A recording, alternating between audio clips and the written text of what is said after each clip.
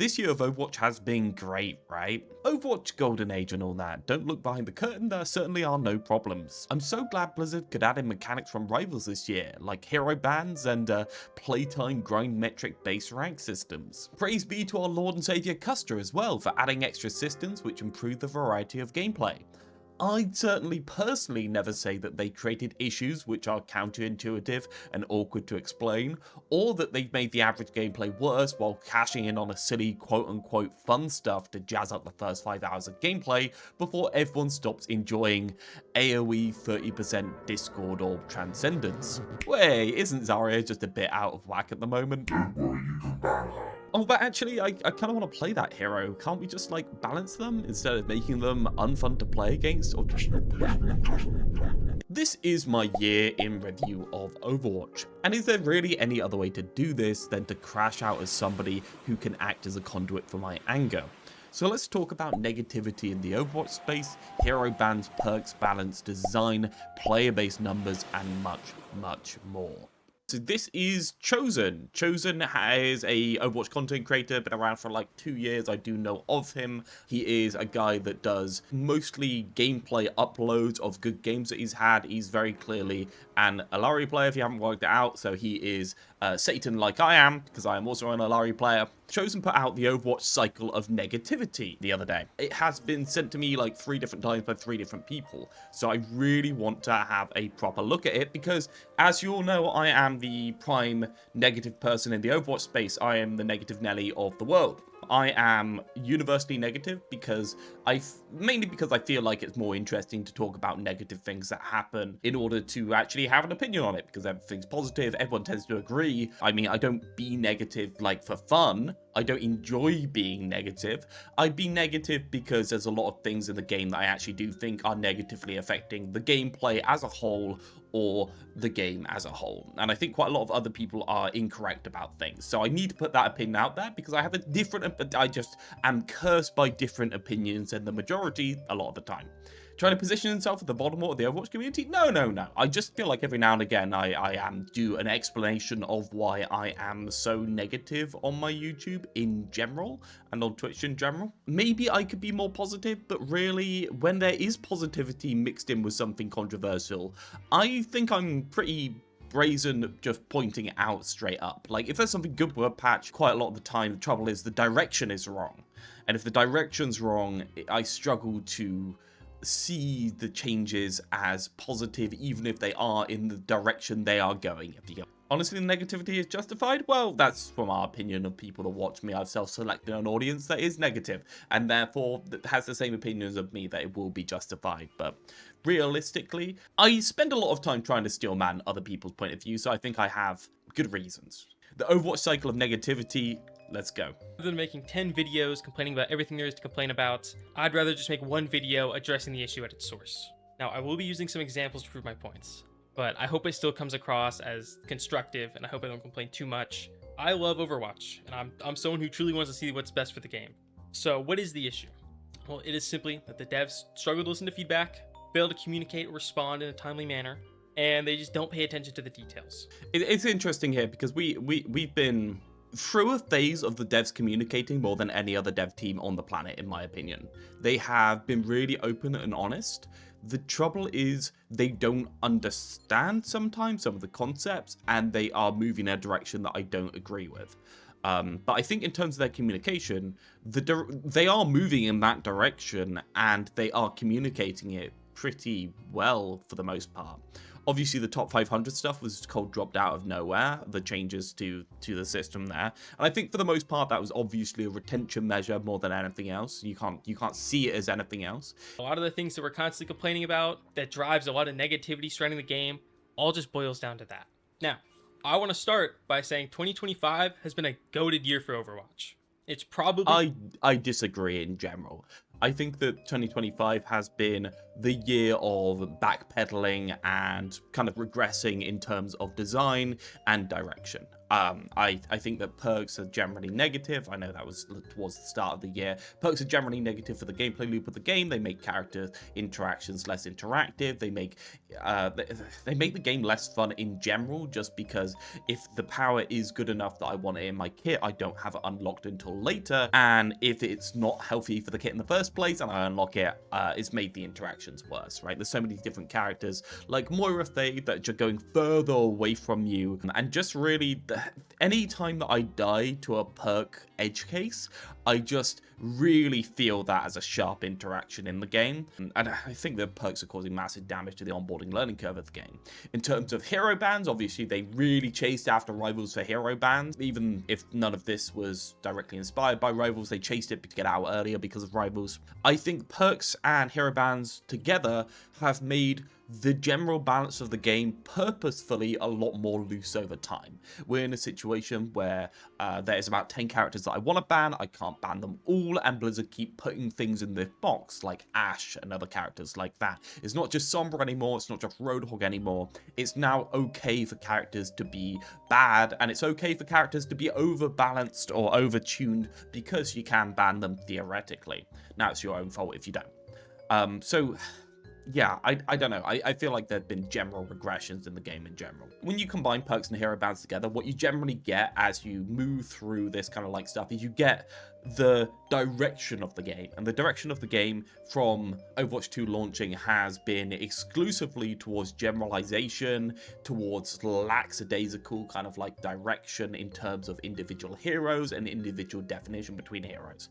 We saw that most obviously with the tank category, where each individual tank has been given some sort of vertical movement, some sort of burst ability to be able to sustain themselves, some ability to be able to stop CC, some ability to be able to stand on point, more lethality, right? Just as you go, you tick them off, until you end up in the situation where, for me, pretty much every tank plays in the same way, whereas previously they didn't. And I think that is necessary for 5v5. But it doesn't really stop with just the tanks. The DPS as well. The DPS are incredibly duel-based. They cannot have tank hate because tanks cannot survive tank hate. So the DPS have been generalized towards dueling. For instance, Junkrat missiles being sped up, Hanzo arrows being sped up, all of that type of stuff. And Pharah, I think Echo's had some. All of the spreads reduce, all of the projectile speed up, just makes characters better at dueling.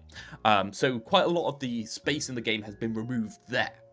And then you end up with the support category.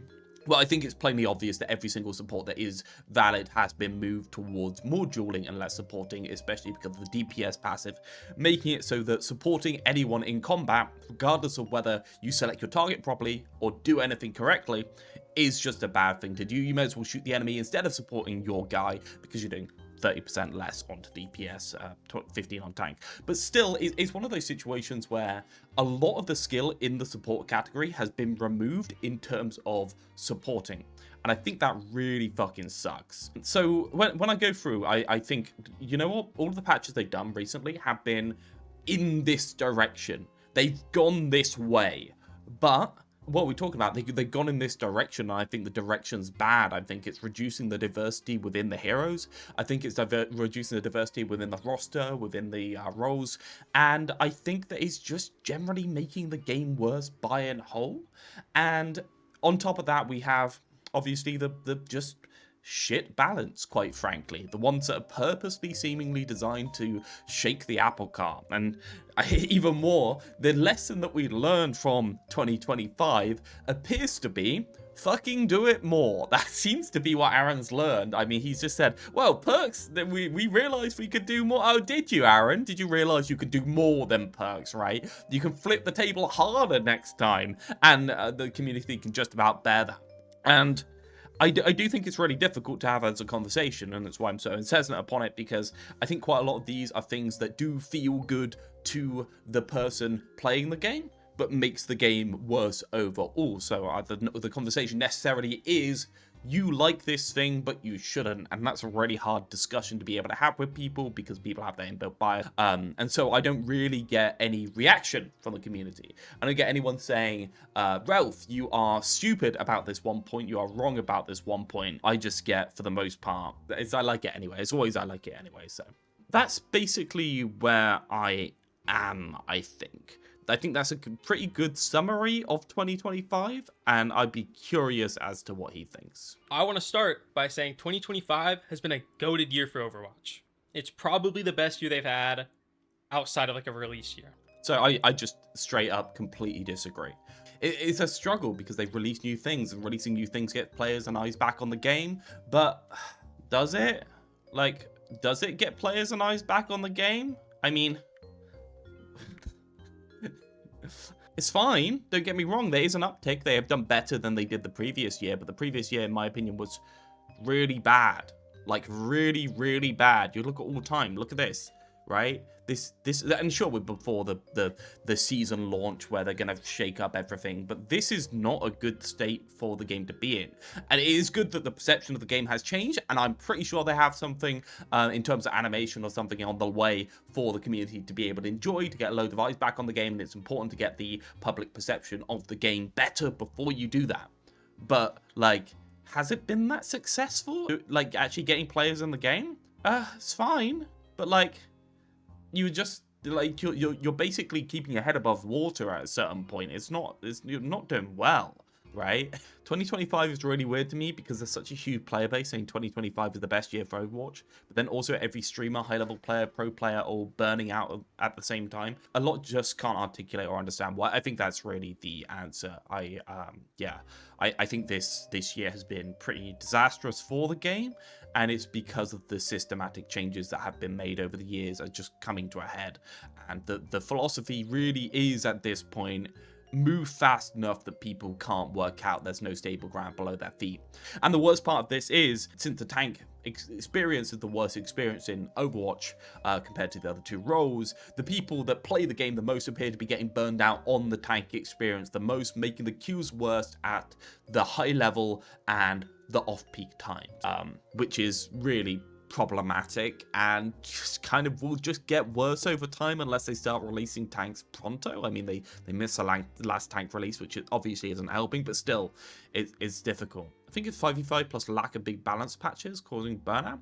I think there are big balance patches, to be honest. I just think the big balance patches are just, when the apple cart is already upset, like patching in Vendetta, just dominating lobbies with like a 58-59% win rate. You're not really doing anything there. You're just making the experience worse.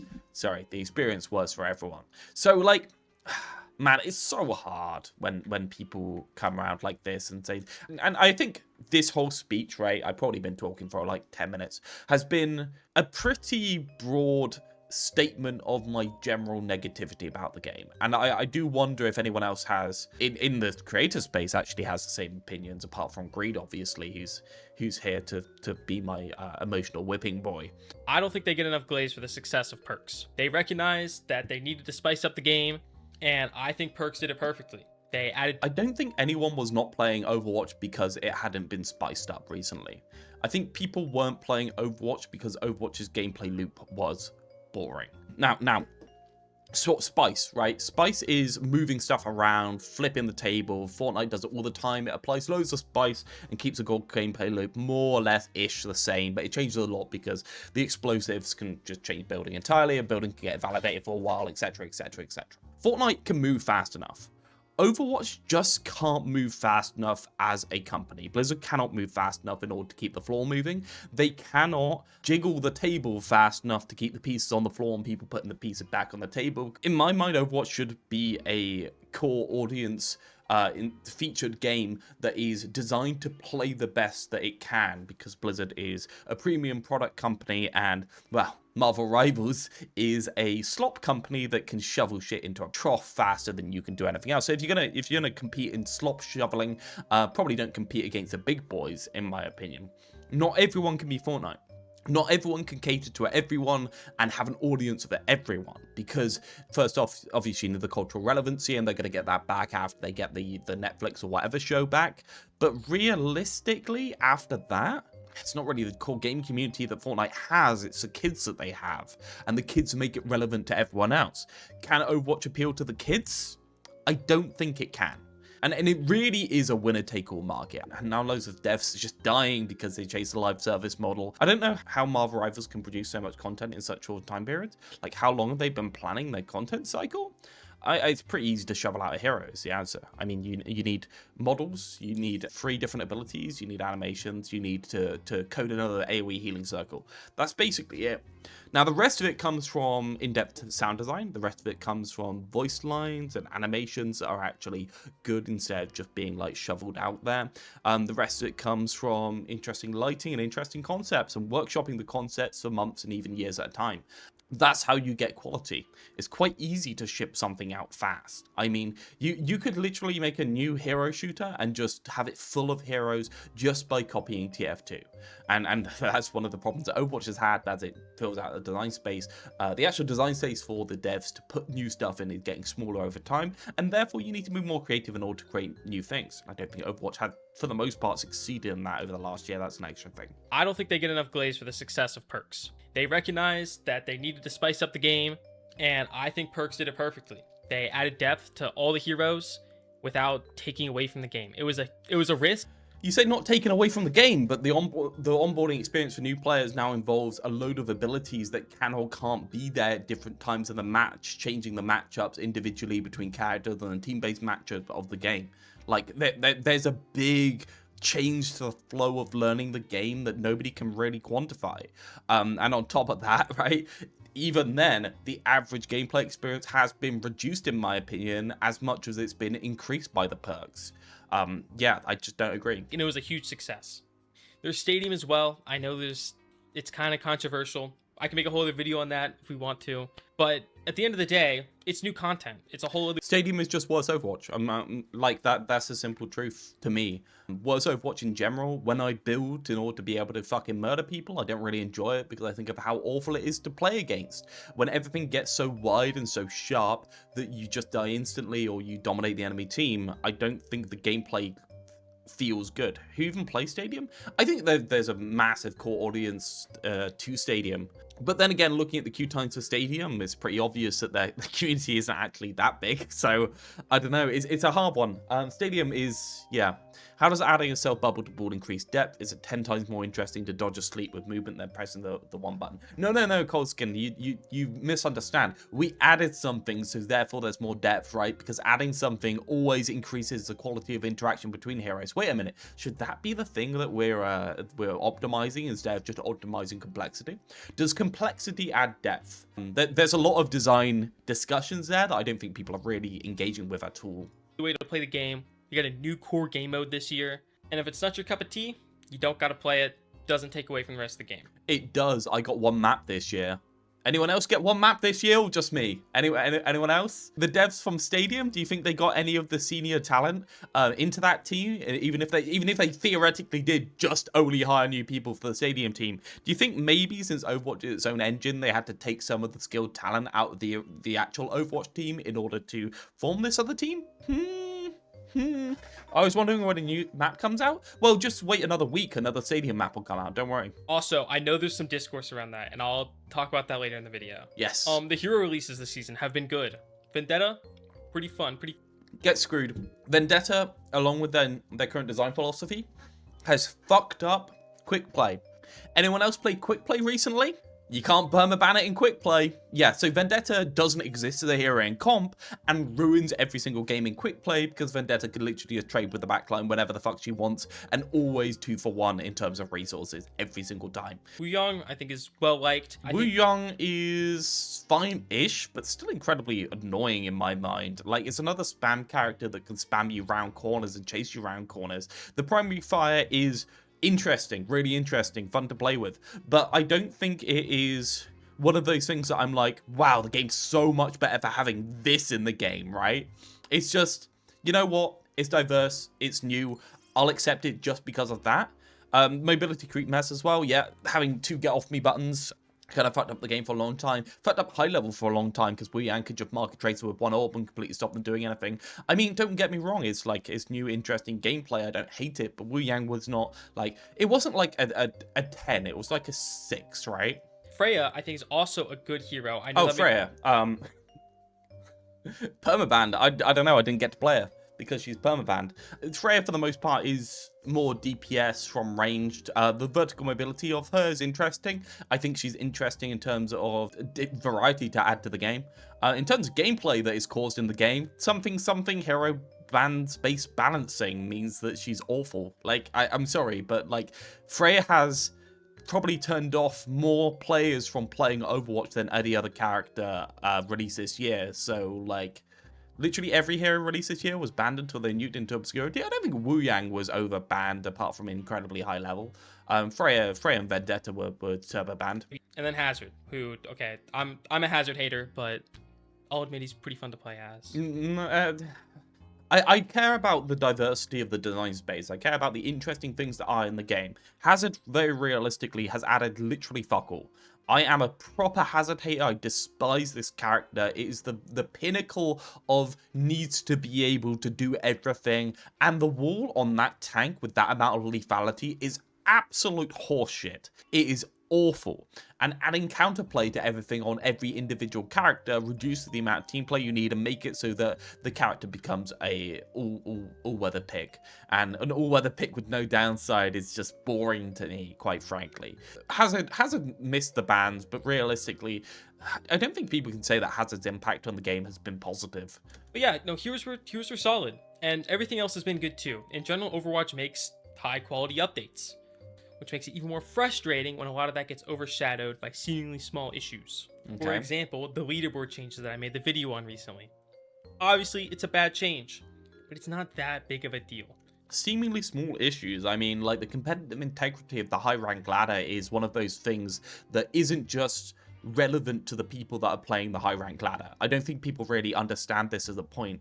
It's relevant to the casual players as well, not because they even look at the high rank ladder, but because the perception of competitive integrity in the game makes people more invested in playing the game, whether they're casual or whether they're competitive or whatever rank they are.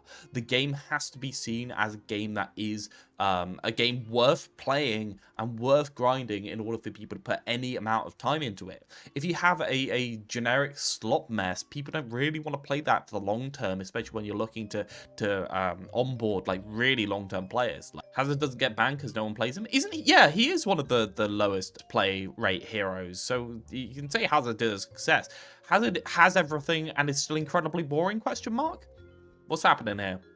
I was planning on getting into ranked until they made leaderboards, Mickey Mouse. And now what's the point if even devs don't take integrity seriously? Yeah, so it's really tough to make this argument because I feel like this misses a lot of people. Competitive integrity is vital to casual gameplay, okay?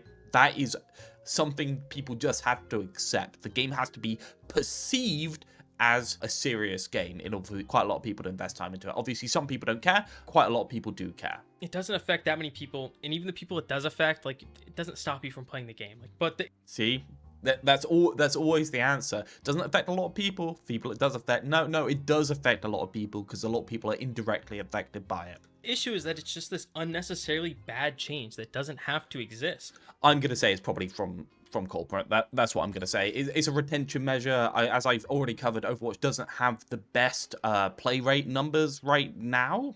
And quite frankly, high level needed a change in some way, shape or form because it had been camped continuously. So instead of going with the obvious change to make decay and other things like that, so you need to grind up the ladder, what they did is the pretty obvious one. They just went for the play rate metric.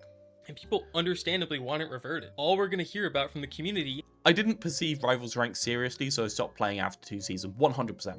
Like 100%. Obviously, you can keep a casual player base big enough in order to be able to keep people playing the game, regardless if the game doesn't have competitive integrity.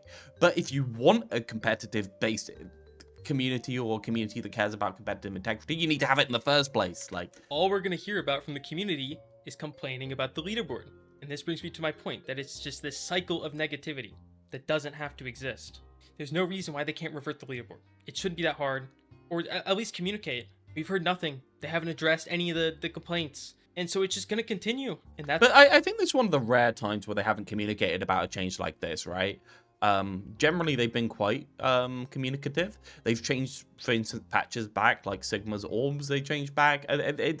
I don't know, like, it doesn't seem like it's been long enough for the silence to be deafening. But dominates the discourse. Another great example of this, the Season 17 block bug. For those who don't know, it was a bug where the damage reduction Yeah. from armor and blocking didn't stack properly. So It wasn't a season 17 bug. It's also a season 15, 14, 13, 12. It's a continuous bug that always comes up in Overwatch because whatever's happening behind the scenes, the fucking code is spaghetti. Like, it's actually screwed. It just continuously breaks armor, and I don't think Blizzard can really do anything about it. I think they're kind of rocking a hard place where it takes so long for people to notice as well. People just genuinely do not notice this stuff somehow, despite it being like an extra 40% damage reduction in some cases. basically, if you're on like Ramatra and you're in your armor threshold and you're blocking, you basically took no damage. And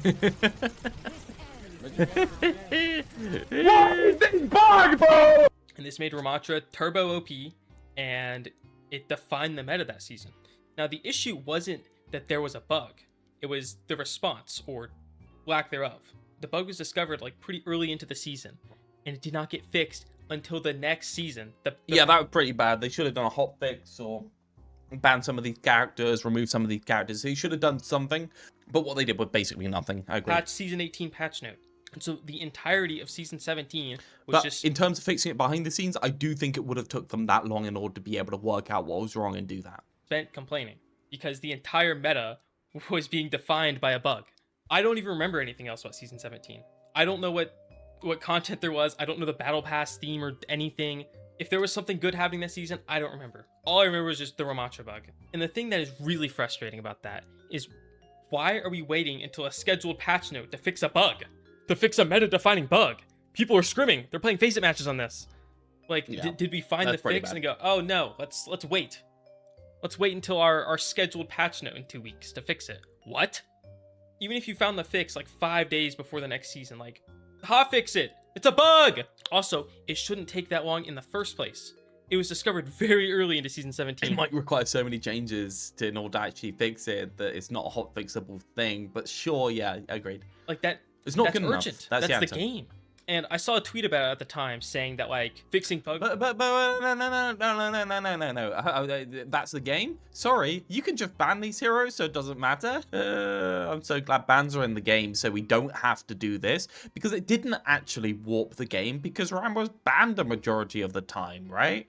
Like, it's still a situation where fuck you, ban it is the default answer, and at least if it's not the answer, the silence is, I don't know, one of those that is holdable for people, right? They can deal with having some bad games because on the others they can ban the character. Whereas I'd rather you just have good games and they just actually fix these things. But they have no incentive to get out of the gate and fix these things fast anymore because they have removed that incentive by producing the bans because they're leaning on them so hard.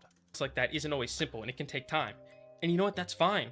Maybe do a band-aid fix. Like, if Ramatra is blocking and in armor, he takes 20% more damage or something like that in the meantime, while they're still trying to figure it out. Or if that's not okay, then just vault him or something. Or like say something. Because when you're not on top of that stuff, and especially when you don't communicate about it, there's nothing else to talk about. Agreed. It's like the default assumption is like, this is going to stay forever. Yeah, but you ban it, so it doesn't matter. Yeah, it doesn't matter. Nothing else to go off of. And You love hero bans. Hero bans are great. another example is Clash. He hasn't actually talked about hero bans, to be fair. In ranked. Everyone knows Clash sucks balls. Everyone hates it. Yes. But it's not just a game mode that people dislike. It also lacks competitive integrity. I think at the low ranks and the medium ranks, people also don't like the fact that it's so interconnected and has so many different angles for people to come at you. I think people like the more linear maps in general, but yeah. The sure. game mode was just straight up unbalanced. Like, if you were winning, the losing team would essentially get like free team fights on third point, where they could win the team fight without really trying. Like, they just had such an advantage that they didn't need to like invest anything. They could stack their ults, and then they would essentially just be rewarded for losing. And a lot of the trouble with Clash was map design, right? And you can't fix map design with system problems. You can sometimes, but in this case, obviously you couldn't. times you would see a reverse sweep, not because the team that started off strong played badly or did anything wrong, but just because the other team got rewarded for losing the first 2 points. And so you'd have games where you would win more team fights but still lose the game. And this issue is like pretty obvious, like day one. The Overwatch formula is pretty obvious to me, right? It's a spiraling win for the team that is doing well because they can build more ultimates and be able to have more presence on the map and be able to like use more stuff in the next fight, and enough volatility so that the unfavored team can flip that back with smart plays or good ultimate usage or fast map control. Like, that's basically Overwatch to me, right? That's the flow of the game. Now, Clash kind of screws that up because it makes the volatility and the losing team's advantage so big that not only are they winning, but they also get that volatility of being able to flip it. So you end up with a situation where basically once they flip it, you go all the way back at least through mid, and all they have to do is cycle their ults just for the fourth point in order to be able to actually to win it. It was just broken in concept. Pretty much. And it stayed for 6 months. And the discourse around the game for that entire 6 months... they did invest a lot of money into making those maps, so they kind of had to keep it for a while, to be honest. I mean, that was a year of map releases, by the way, guys. Just reminder, that was another year of map release. So we got one this year. 2 years ago, we got 0. So, was negativity. Because when you ask someone what's going on with Overwatch, they say, well, Clash isn't ranked, it sucks. They added this new game mode that nobody likes, and they force us to play it. That's what gets talked about. Anything good just gets overshadowed, and it doesn't have to be like that. The public perception of the game really matters. With all these issues, like, you can still play the game. The leaderboard change, you can still play the game. It doesn't affect that many people. Even even Clash and the Ramatra block issue, like, most people aren't that competitive to where like it really affects them. We all like to think that we're the person that can just it does affect them because it reduces the match quality on certain matches. It just reduces the match quality. It's uninteractive. It's not fun. So when even if people don't know, it does affect the actual gameplay. The gameplay's affected. That's the problem. The gameplay of Overwatch has got worse. The game and judge our enjoyment based on what's in front of us, but most of us aren't that person. The reality is we like to be involved with the community. We like to hear what people are saying. If you're watching this video, you're probably that person. You're listening to what I'm saying. And when everyone's feeling bad about the game, that spreads and it snowballs. Like when Season 15 came out. The game was fun. We were all hyped. Pressing play on the Battle.net launcher felt good, right? Because everyone's hyped about the game. You're on the home screen, you're geeked. You actually want to queue up because everyone's talking about it. Everyone's having fun. It spreads, but unfortunately, that goes both ways. And so it's important to keep the vibes good. Now, the last example I want to go over is balance. Now, balance can be very subjective, but I want to try to avoid that here. Now, I mentioned earlier that Blizzard usually puts out good, high quality... Balance is not subjective. It's just there's so many people that are stupid and don't know what things do, that there's so many opinions out there that people treat it as subjective, despite the fact that if you have a full understanding of what things do, it's more or less objective. I think he's just hedging his bets so that people don't call him out on his bad balance takes, if he's going to say that, right? Like, it's just... No, the balance is objective. Things are overpowered or they aren't overpowered. Things are in a good direction or the direction they want to go, or they're not. Things are better or worse for the overall match quality, interaction quality between heroes, and other things like that. Those are true facts. Which is true. But the quality of the Battle Pass skins doesn't really matter if the game isn't fun to play. Skins aren't the game, and a simple variable change to a hero's numbers can greatly affect how the game plays. Patch notes are important. That's what I'm trying to get at. Patch notes are the game. Of course. I want to stress that there will never be a perfect patch note, right? There will always be a meta. You know what the perfect patch note is, guys? The patch note on the Stadium McCree changes. Oh, that was such a good patch note. Do you see them writing an essay on why they changed one thing? Oh, man. Oh, perfect patch notes. Affect how the game plays. Patch notes are important. That's what I'm trying to get at. Patch notes are the game. I want to stress that there will never be a perfect patch note, right? There will always be a meta. Yeah, and people will always be able to also pick holes in whatever you do, regardless. There's always going to be something to complain about, because you can always twist something in order to complain about it. My lint and my take is that I care about the quality of gameplay in 6v6 more than 5v5. So when things get better for 5v5, they generally get further away from better for 6v6. So somebody will always be there to complain regardless, because, I mean, you're making patches for 3 different modes at the same time. There's always characters that you're going to find annoying to play against. Everyone has a different playstyle, so something you might find frustrating to play against, other people might enjoy. The purpose of balancing the game is to not find this magical patch note. The purpose is to keep the game fresh. The way Blizzard does their patch schedule is at the start of a new season. The purpose of balancing the game is not to find the magical patch, it's to keep the game fresh. I just disagree. I do not understand this. Obviously, there is a purpose in keeping the game fresh, but is not the primary focus, and it should not be the game should become fresh purely by accident. You should never be designing into the freshness, because that generally always happens regardless. I mean, sure, you should be hitting meta stuff on the head in order to back it out and therefore keep the game fresh, but that should be to balance the gameplay, not to make the game fresh, right? That's a secondary concern, freshening up the game. The primary concern is making as many things as possible viable in the video game, because what the fuck else are we doing? We're a hero-based shooter. If half the characters can't be played, then the game sucks by default, because that's why people come to the game in the first place. So I just disagree with that framing on patches there. Do a big patch, and in the middle is at the start of a new season, they do a big patch. Yes. And in the middle of the season, they have like a mid-season patch to kind of tweak things. Which in my mind is pretty much perfect pacing. I don't know if anyone else disagrees. Regardless of what they're doing in those patches, I think this is about the cadence that I'd like a live service game to be able to keep up. It's not too fast that you don't know what's going on. It's not too slow that you end up with a lot of time between fixes. Even if they didn't do hot fixes between these, I think this is reasonable, even if they fuck things up. At least that's what it's supposed to be. Except we have not gotten this big patch in forever. We've had nothing burger patches the past 8-9 months. It's been a long. You haven't had nothing burger patches.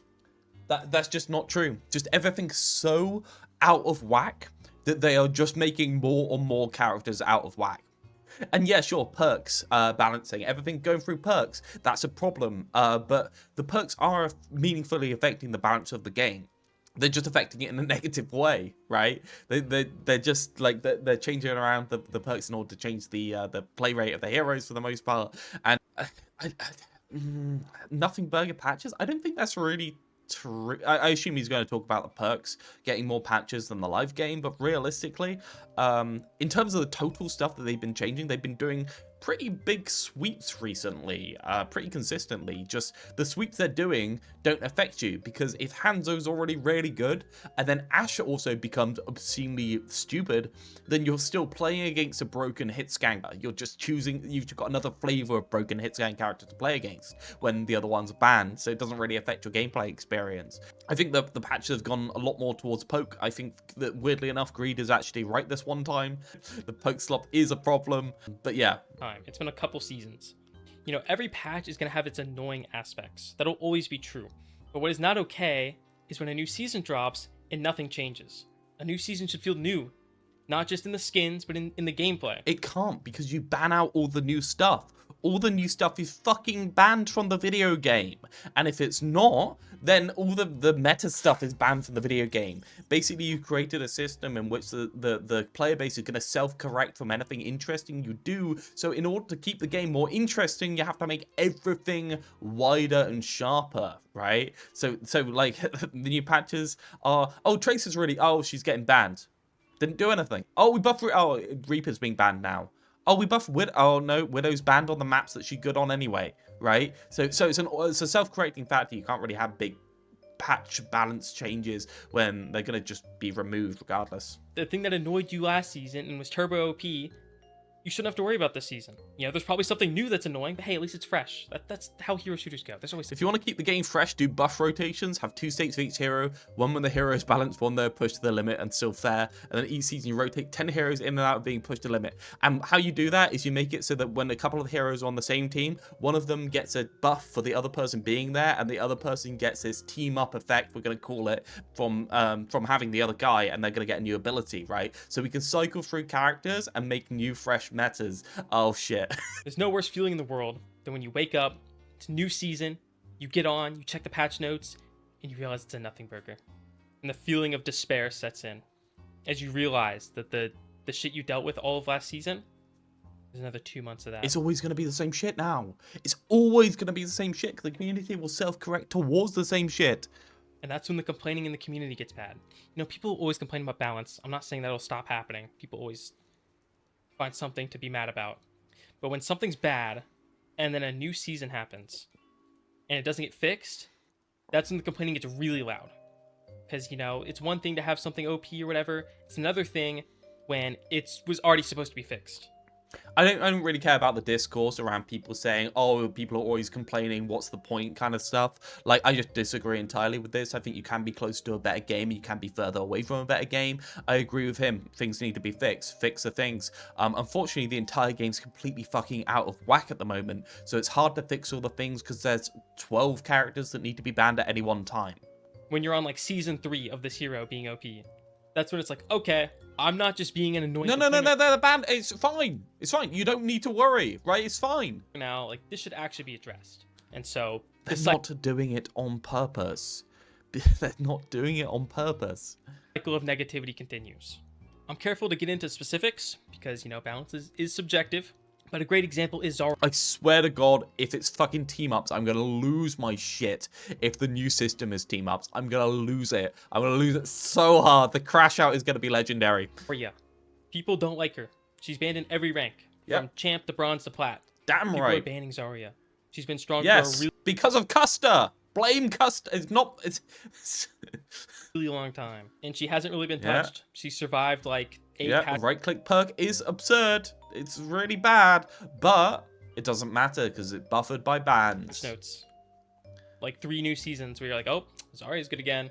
I think she's received. And like, people will say you need to fix this, you need to make it better, you need to stop doing these things, but they'll never say, oh, the devs have been given no incentive to ever fix these things anymore, and therefore they're not fucking trying on purpose, right? Custard, I want to play Zarya, please, Custard. Why don't we like Zarya again? I'm not in the know. Oh, Zarya's right click gives her 2 extra energy and pauses the energy degeneration for 1 second. So if you just spam the right click, you can just continuously keep high energy regardless of how good you are with your bubbles. You still need to generate it with the bubbles, but it makes it so much easier to keep it. And it means that you don't ever really have to lose energy from downtime as long as you're able to spam into the back line and get the... Because anywhere in the AoE gives you that tick, right? And it's a reasonably sized AoE. So you just spam into the general direction of the enemy and keep your energy up. And therefore, Zarya has ludicrous damage output compared to what she normally has to and requires basically no skill anymore. So she's not really that fun to play as or against, right? Like, yeah. Zarya's good when a DPS is busted. Yes, that's also true. Reaper, Zarya is also an off-tank style character, which means she used to support a initiator by using the bubble on that initiator. So Reinhardt, Winston, Bull, all these things would go into the enemy team. The bubble would go on them.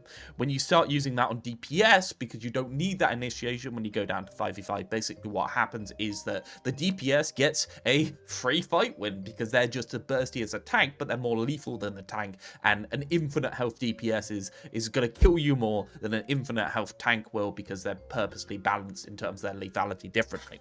That's why Zarya has so much uptime whenever I play against her. Yeah, then there's nothing you can do about it because there's no way to actually dodge the right clicks. Venture becomes your initiating tank like Reaper or Vendetta. Yes, so you basically throw Venture, Reaper, Vendetta in, and those characters become completely uninteractive. Just, you cannot interact with them. And that's a 5v5 bursty off-tank style resource, DM, bubble, life grip, nade, all of these type of stuff, Maywall, all of this stuff, the bursty stuff, becomes oppressive when you pair it with certain types of heroes, especially close-range DPS heroes. Maybe a slap on the wrist, which almost feels worse, because it's like, oh, we acknowledge it, but we're not going to change it.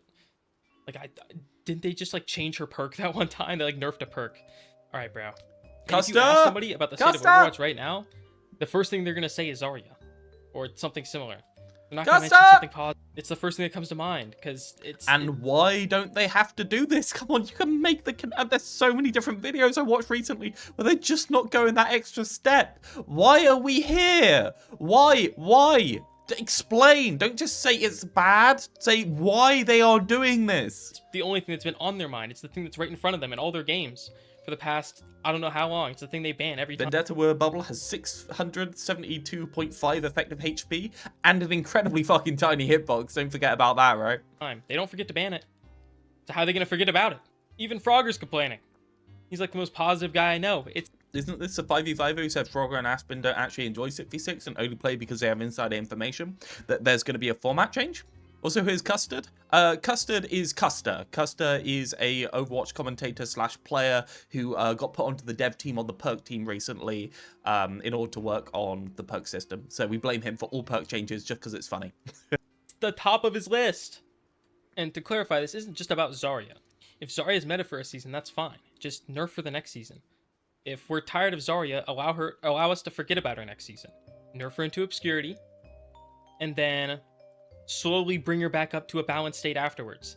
That gives us time to get over it, forget about it, and then like the season after, she's like solid again. Not meta again, but I think that's a good thing to do with any hero. Like if Ram is hero OP, nerf the hell out of Ram the next season. Agreed entirely. No, I actually do agree with all of this, by the way. Like, this is the correct action, but he's just completely ignoring why Blizzard are making these actions, And we or get to not forget making about these Ram. actions. He's no longer in our face the season after. It's refreshing, and then the season after that, make him solid again. Start. Just buff him a little bit the next few patch notes and get him back to like a balanced state. I think it's a good system. But when you... No, Zarya's not fine if she's meta for a season. Yeah, I also agree that the design in 5v5 is broken, and also you shouldn't purposely break a character just for a season in order to keep the game fresh. The players should find metas, and then you bonk the metas in order to keep the game fresh, and the things that aren't relevant in the metas should be improved in order for them to see relevance, and then natural metas will develop out of that, and things will be good, things will be bad, and you can bonk things. And do you know what the weird thing about this? This is the pursuit of a more balanced game. Do you know what's not a pursuit of a more balanced game? Custer putting fucking 2 energy on every single right click for Zarya. Let a character that nobody likes dominate for that long. Like, people are over it, and they're not in the wrong for complaining. And that's all we're talking about, is how much we hate Zarya, and how Zarya still hasn't been nerfed. Instead of talking about good things, and it's so fixable. It's just a patch note. You just change some variables. Also, another thing to talk about is Sombra. Sombra's not even a good hero. The high rank players don't even ban Sombra. If you tell a high rank player that you struggle with Sombra, they'll call you a noob. I'm guilty of that. But even I can recognize that people don't just ban her for a reason.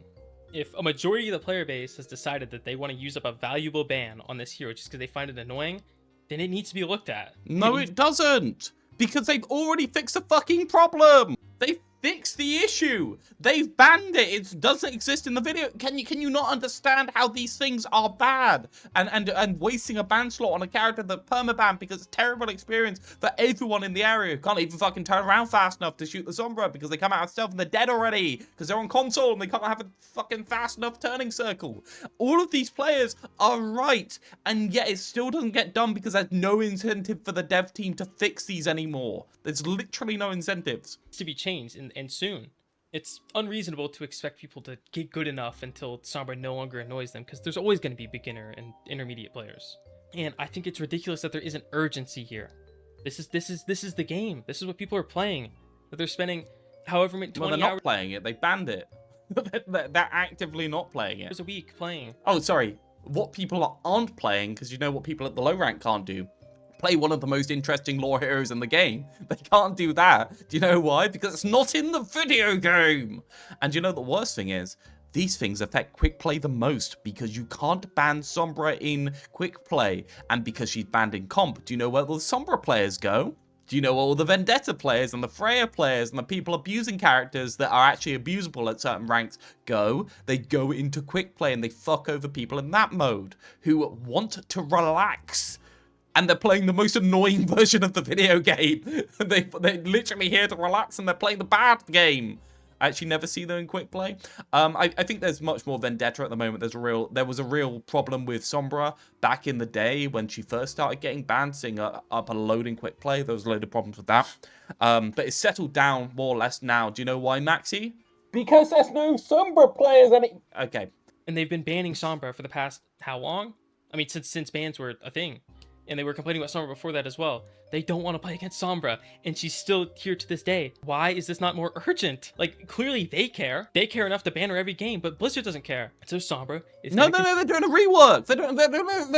They just can't come up with any ideas because the format's so restrictive on what they can make that they have no fucking idea what to do. They don't know. Like, literally, I think the last one was them responding to Questron when he asked them, hey, guys, what's going on with this? And they were like, we're workshopping a couple of different different things, but nothing's working at the moment. I can't remember the exact. It was on Twitter. You can come up with your source if you actually want it. But this is a real interaction where they actually just don't fucking know. And this was 3 months after they announced that they were thinking of doing a Sombra rework when he asked them, and we still have been dead silent for the last 6 months after that. Where are we? 0 Sombra players. Continue to be complained about. And we're just going to hear about Sombra. I don't know, Pixel is still like the one Sombra player left. I do not respect any Sombra players who enjoy playing her in this state. She is obscenely annoying to play with, annoying to play against, and for the most part, the worst state she has ever been in to play. I used to be a Sombra player. I am no more. I am reformed. I'm not really reformed. I still would play it if it was in that state, but I am disgusted by the current position. Complaints instead of anything good Overwatch is doing. Also, I realized, like, while recording this, they actually have announced the Sombra reworks. Hey, Sombra news from my editor who's currently at Gamescom. I thought this was ages ago. August. Yeah, this is bloody ages ago. Sombra news direct from Aaron. They're definitely trying to rework it. He even has the source for us. They have had many iterations so far, but none of them have felt Sombra-like. They want this to be the complete and final rework, so they're still in the testing phases. So, all right, August? You say it was August when they said this? Oh, it's January. This was like 6 months after they announced that they were doing a rework. Come on, there's just not enough design space in the 5v5 format to have a DPS with utility. That's the problem. They're not Sombra-like because the Sombra-like stuff was the utility part. Just Banner, stop being a baby. Just Banner, forehead. For God's sake, man. It's based off of, like, a screenshot from a Discord that Questron posted. 10 months for a rework is crazy, by the way. If this one is shit, it would be really funny. Not the best communication here, but they said they're looking to do a major rework, which, at this point, I'm gonna have to see it to believe it. They fumbled so many summer reworks already. No, they haven't. They made it more 5v5 focused, and you could not have that because 5v5 focus required the lethality, and therefore, if you put stealth mechanics with lethality, you create a fucking assassin for the low ranks. Also, this screenshot is from August. My God. And we've had basically radio silence since. Yeah. I think they just started to, like, tease it, which... They don't know what to do. They don't know because I don't know. Because I've tried to work for a Sombra that will work in 5v5 and still feel like Sombra, and I don't know what to do. Didact, do you think you can work out a Sombra that will still feel like Sombra for 5v5? Because I fucking can't.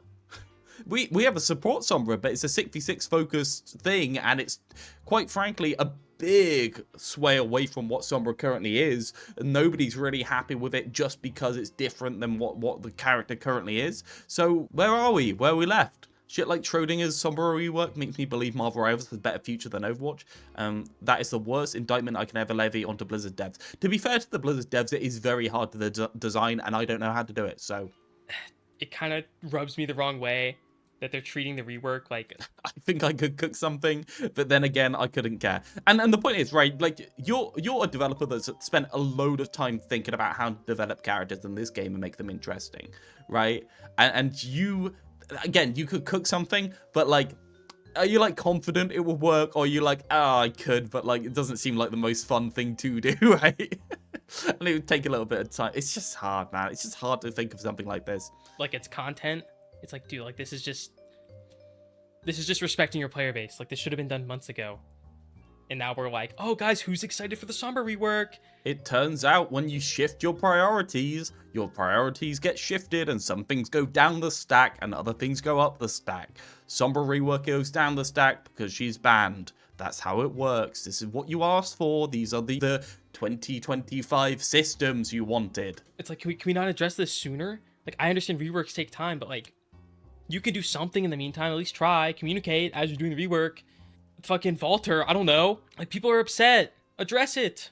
Also, maybe the most important... Yeah, I think Sombra should be vaulted. Oh, wait, the Sombra community's already dead. Yeah, the Sombra community's already dead, so it doesn't really matter at this point, I guess, because they're all gone. So vaulting her won't affect anyone because there's only, like, 2 players that play Sombra anymore. Thing I want to discuss regarding balance and Overwatch's PR problem. I talked earlier about how Blizzard takes too long to nerf OP heroes. This has permanently destroyed the reputation of some of their new heroes. Easiest example is Malga. Now, I'm not saying that Malga's hero design is perfect by any means, But the reality is he was just broken on launch. He was broken for a long time. He should have been nerfed within days, and they let that run rampant for months. And not only is that they let it run rampant until literally season 9.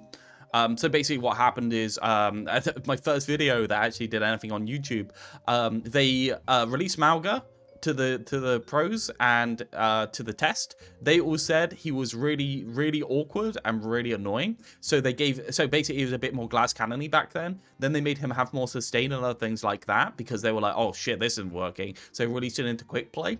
And then what they did is the day before they went on holiday for Christmas, they gave him a damage buff and dropped him into live.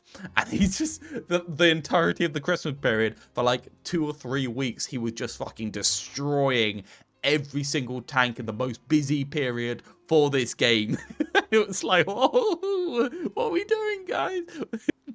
But I do think like this was far enough in the past. It's in the transition between the old team and the new team, and Aaron was still kind of like I think this is still in the midst of the Microsoft layoff, so I feel like this is probably something we've moved past as per now.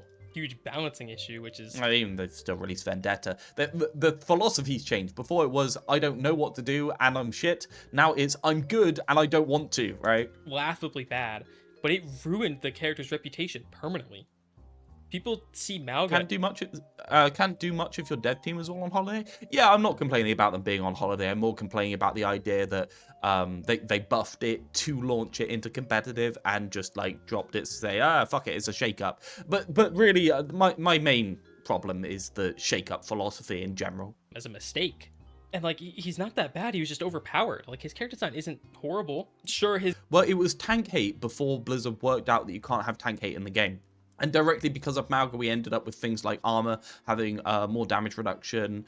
We ended up with the Season 9 passive. I don't know, like, he's had massive impacts, and the idea that he's not horrible when you needed to completely readjust the game in order for him not to be horrible is like, come on. His guns do a lot of damage, but he also has the weakness of a giant hitbox.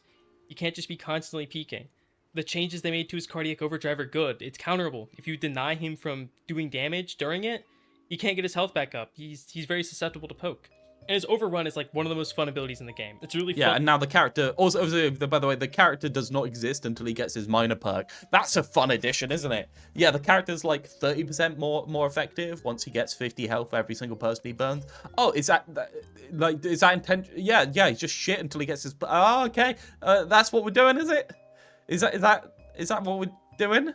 And the gameplay loop is much worse because of it as well. Don't forget about that, because you can't keep as active, so you have to be more bursty, and also poke is pretty much useless on Malga because you get chipped out faster than you can chip out enemies.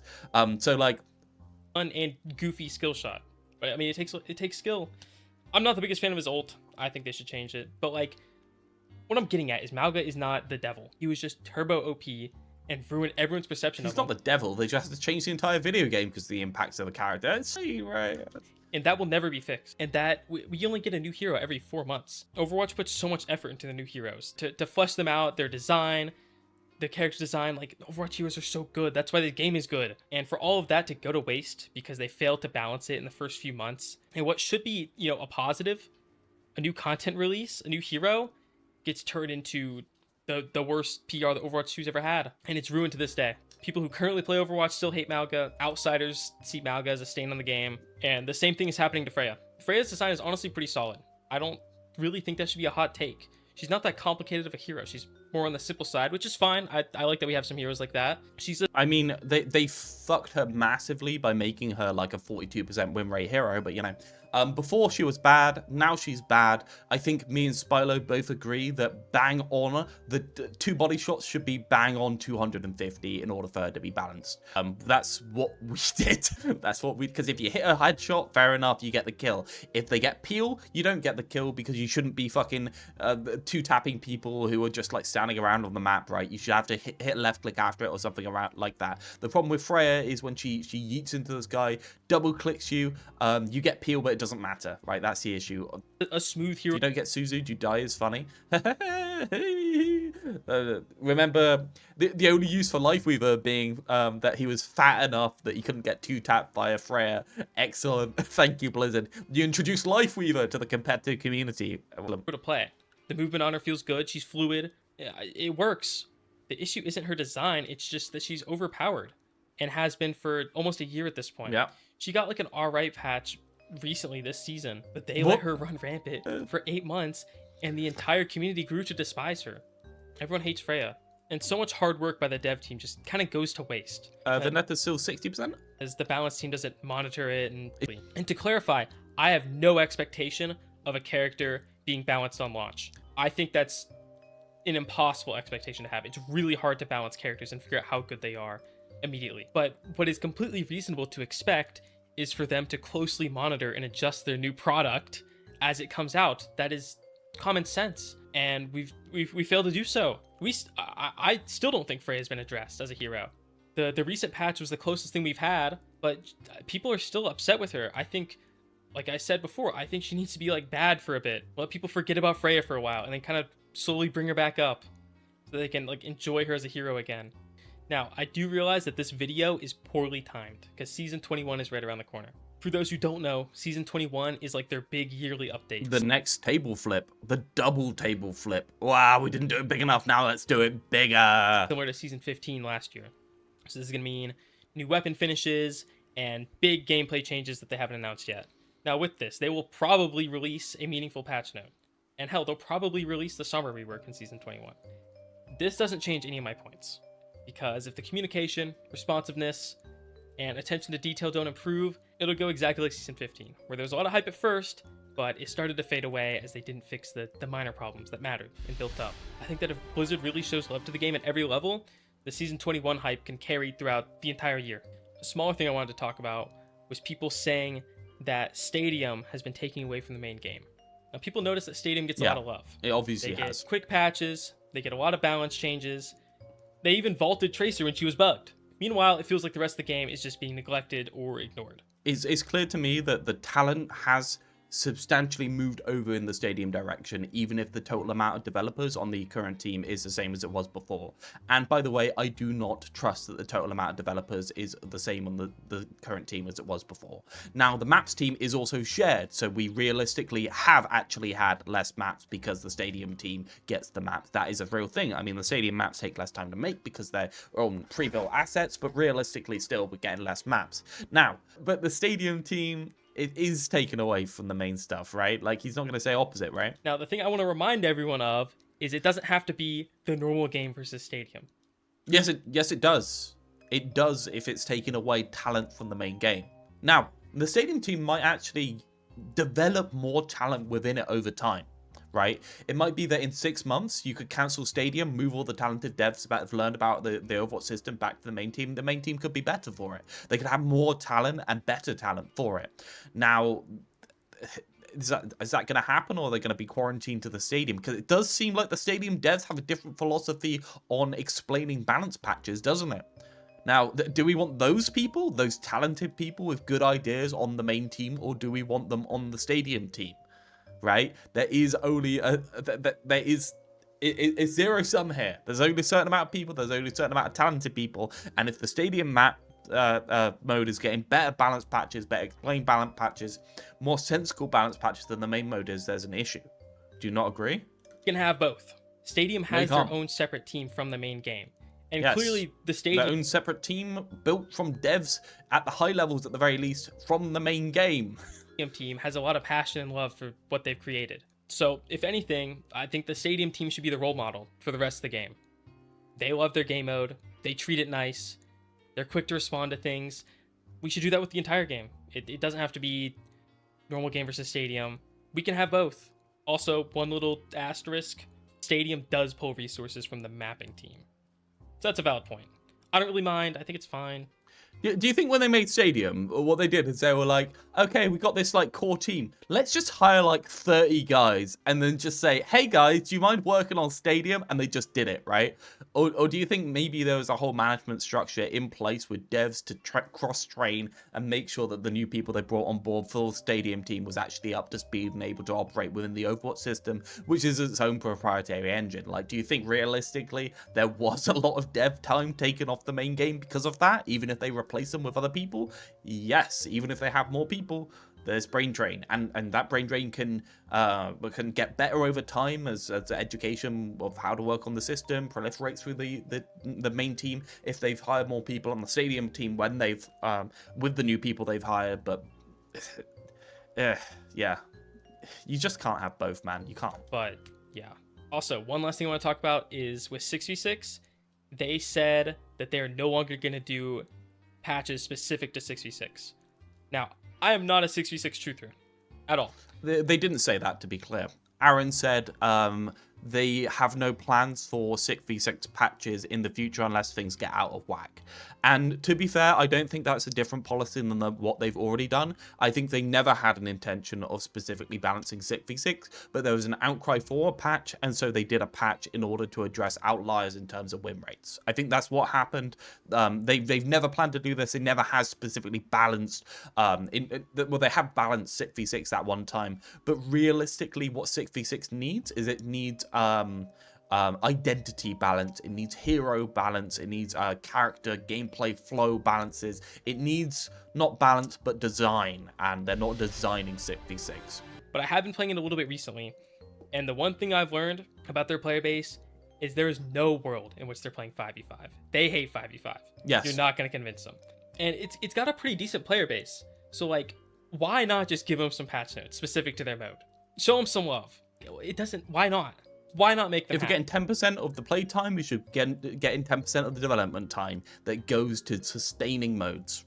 And sure, quite a lot of the development is not to do with sustaining, it's to do with generating new things within the game, because they're crazy and they think that new things need to happen in the game instead of just making the game good. But you know, that's it. Anyway. It doesn't take them Every game of 6v6 is now Sig, Orisa, Hog, Ashe, Kree, Freya, Wu Yang, Kiri. Oh yeah, and obviously I can reel off the bad points of 6v6. 6v6 has purposely created longer cooldowns on tanks instead of balancing the intensity of their AoE abilities, and therefore the tank's gameplay loop is bad. Quite a lot of the perks are worse in 6v6 than they are in 5v5 and actually get in the way of the gameplay rather than enhancing it, such as the Orisa's shield, being able to put double shield back on the map probably is a thing you probably shouldn't do.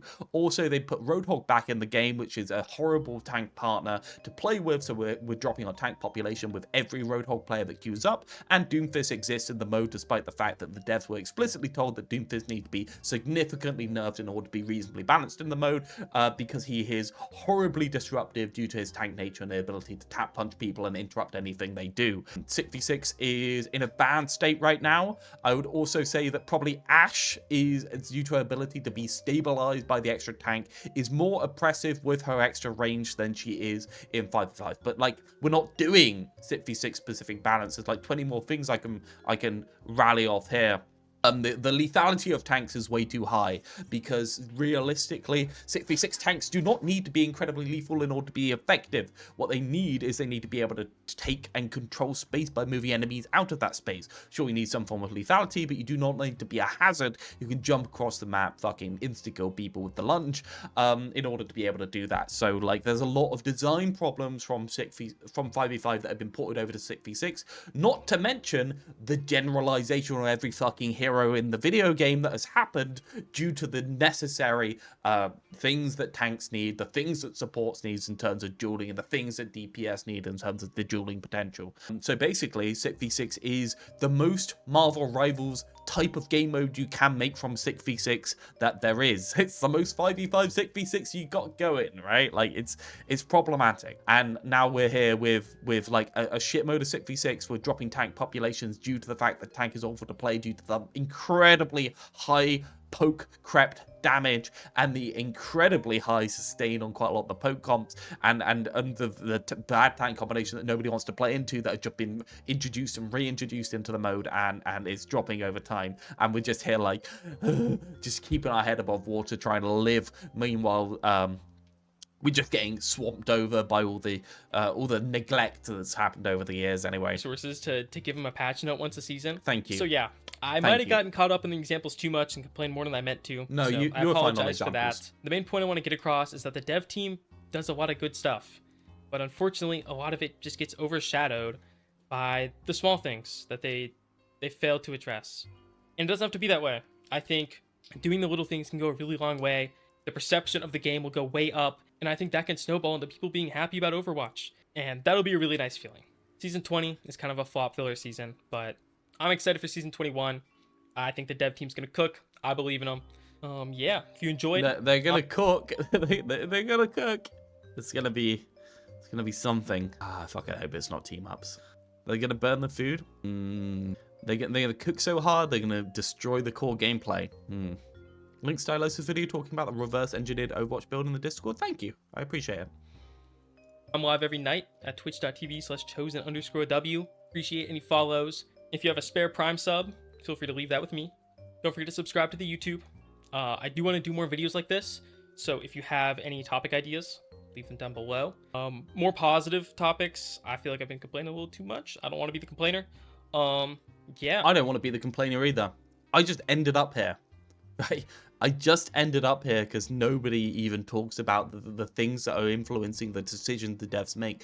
It makes sense for the devs to not handle half these things, right? In terms of the flow for the development, it makes sense for the devs to not bother because they've made their job incredibly hard in terms of design, and they made it so that it doesn't really matter if they don't in terms of design. Right, so those things together, like, really, oh my god, it's so difficult.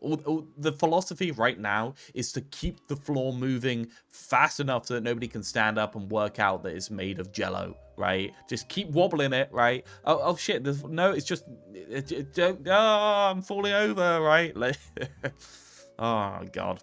I kind of like being the complainer. Someone needs to be the villain, but I give them credit where it's due. I give the devs credit where it's due. I think though I do think that the move towards collaborations is obviously a part of their wanting to appeal to a broader audience of Zoomers and other stuff like that. I also agree that it's come back in terms of relevance. I think quite a lot of the stuff they've done has probably been necessary in order to improve public opinion. So when they do release some sort of IP for the game in terms of like a video or animation, whatever they're doing in the behind the scenes that we've obviously had quote unquote leaked quite a couple of times, it's going to be well received. It's going to be received a lot better. But bye. Yeah. So just to be completely clear here, I do not really disagree with Chosen on anything.